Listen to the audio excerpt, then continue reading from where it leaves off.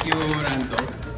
Hindi ko pagsamba-samba tuhon no, ro mga bisita nato. Importante gid hay ro naghalin sa nasyonal nga gina-represent ro aton gid nga palangga nga Secretary Kiko Laurel. Iya makaron ginpadagagid nana ro aton nga Assistant Secretary Attorney Genevieve Vilicaria Guevara. Palakpakan gid naton si Ma'am Bebang. No? Ro anang presensya hay it means bukod yang it para sa dayang nga program, pero marami pa kami pwedeng mapag-usapan, especially sa mga programa at Department of Agriculture. At syempre, ro atong gid nga mahugod nga Regional Director, sambato gid nga pinaka-aktibo no nga RD nato riya sa Region 6. Palakpakan gid nato no atong amigo si Dr. Dennis Arpia.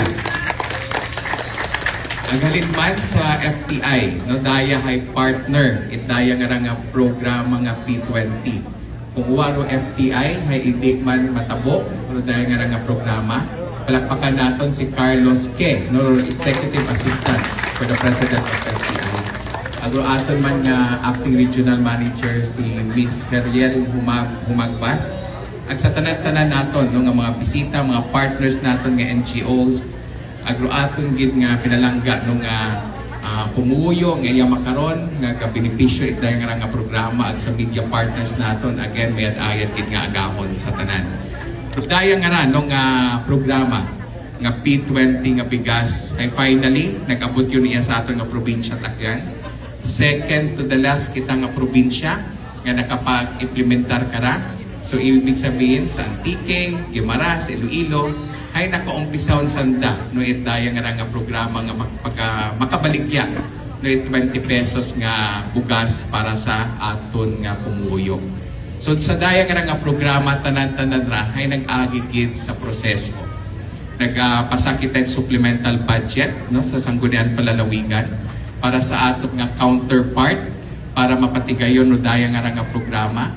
Ito sa Sangguniang Palalawigan anda gid ra ginstudyuhan itmayan para makita no nga daya nga programa hay makabenepisyo gid no sa aton nga pumuyo. It means ro atong pumuyo hay aton gid gintawan it prioridad kung insakto at tama gid nga mabutang nato no programa nga raya sa aton nga probinsya Itagan. Mo nga ning nakapasasandat resolution para ako hay makapirma no sa daya nga memorandum of agreement between DA, between FTI and the provincial government in Tacloban para mapatigayon no programa nga P20 guys.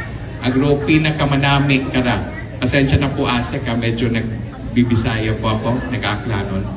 But yung pinaka-importante po dito is yung rice na binibenta po natin is galing sa Aklan.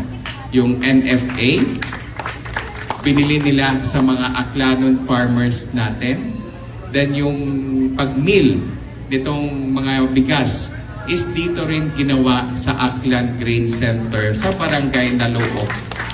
That's why masabi natin that this rice, itong bugas nga is an Aklanon product. Halin sa aton nga Aklan nga mangunguma para sa mga Aklan naton nga mga pumuyo. Nga nga this is a Aklan rice. No, pwede natin matawag na Aklan rice ito dahil lahat-lahat ng proseso is dito na ginawa. That's why we are very proud to have this program and partnership to our Department of Agriculture because we see it that our people needs this kind of program. Hindi lang yung pag-deliver ng promise ng Presidente but may kita po natin. That's why nandito yung mga vulnerable sectors natin dahil ay may kita natin na kailangan talaga to ng tao natin na may 20 pesos na bigas dito sa bansang Pilipinas. So palakpakan natin yung Department of Agriculture, palakpakan natin si President Bongbong Marcos dahil na-realize po natin ito together with the cooperation of everyone.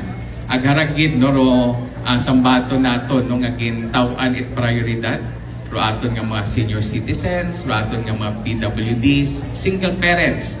Pero tanan-tanan rahay bukas gid no sa aton nga pumuyong Aklanon. Kung gusto ninyo nga magpakal, it 20 pesos per kilo nga rice hay para gidra katon man tanan. Agdaya nga ra hay launching malang no iya sa Kapitolyo. Ro plano pakara hay dawhon namon sa kabanwahanan para mas mapagapit sa atong pumuyo. Ro pagbakag agdaya nga rice no. First day pa nga ag hindi na mauman iya sa Kapitolyo kundi dawhon yung tanamon na sa kabanwahanan si Engineer Alexis ay naistoryaw na mga ibang mayors naton nga kung siin hay mas mapagapit gid naton naro pagbaligya itaya nga P20 rice sa atong gid nga pumuyo sa bilog nga probinsya Tacloban. And si Attorney Bebang nagsuggest na kung meron tayong truck pwede naman dalhin sa iba't kahit hindi na mag-park sa or hindi na natin ibenta sa tindahan, kundi mag-park lang sa isang malawak na lugar na pwede makapagbenta. Gagawin din natin yun, no? Paplanuhin namin together with OPA kung paano natin mas mapabilis yung pagbenta nitong P20 rice sa buong probinsya ng Aklan. So we're very happy no, that we have launched this yon sa atong probinsya at Aklan. And marami pa tayong ginagawa para sa agricultural sector natin dito sa probinsya.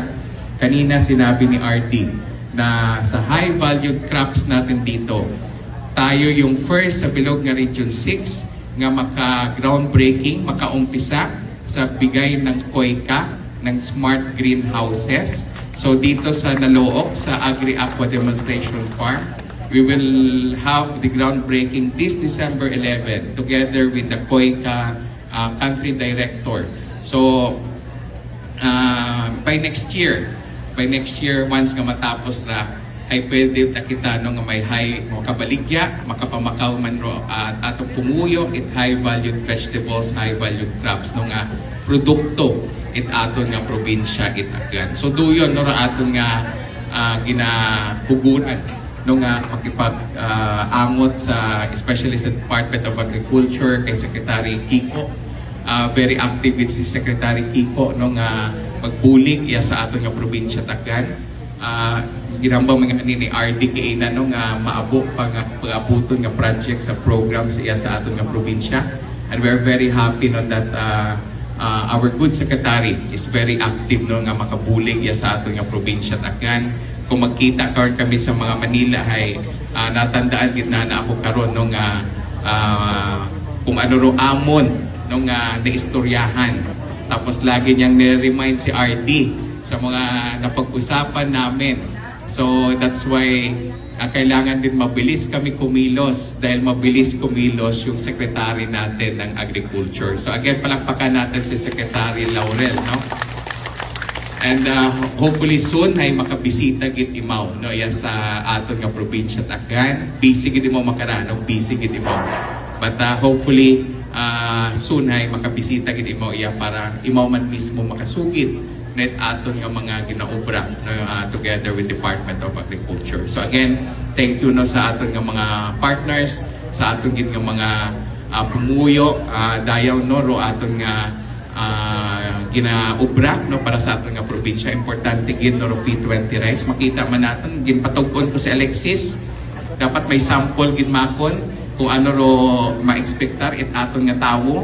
So nakatug-on mata kamo no. So makita naton no ro quality man it rice nga gina baligyan naton sa aton nga pumuyo. Sa again 107.7 Energy FM Kalibo.